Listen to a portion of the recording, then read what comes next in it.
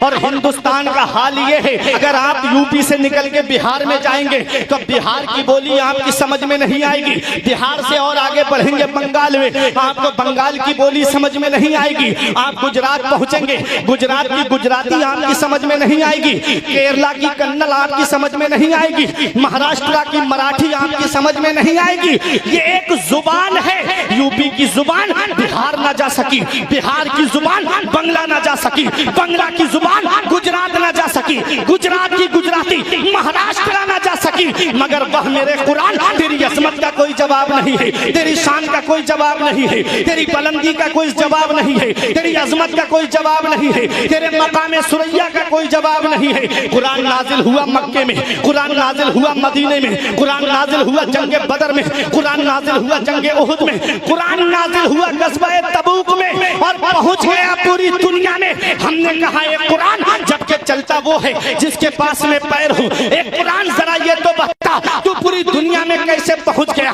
जब तू नाजिल हुआ था तो इंटरनेट का जमाना नहीं था, मीडिया का जमाना नहीं था, सैटेलाइट का जमाना नहीं था, अखबार का जमाना नहीं था।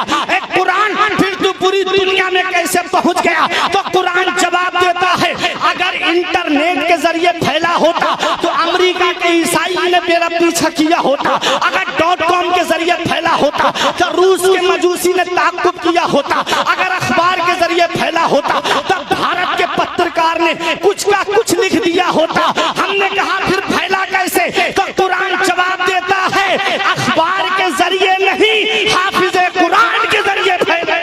नारे तकबीर, नारे तकबीर, नारे रिसालत, शहीद आज़म कॉन्फ्रेंस, उलमाए अहले सुन्नत, नारे तकबीर, नारे रिसालत।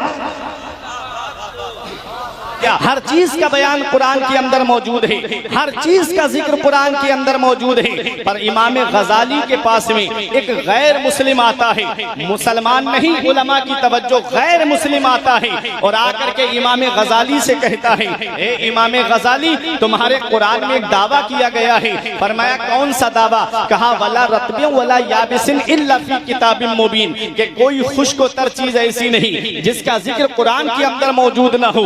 मतलब हर चीज का बयान कुरान में है। तो आप मुझे एक सवाल का जवाब दीजिए। आपने फरमाया कर, उसने कहा कि मुझे ये बताइएगा, कुरान में सितारों की चाल का जिक्र है। सितारे जो आसमान में चलते हैं वो दो तरह से चलते हैं, एक मुस्बत अंदाज में चलते हैं, दूसरे मनफी अंदाज में चलते हैं। एक सीधी चाल चलते हैं, दूसरे उल्टी चाल चलते हैं। तो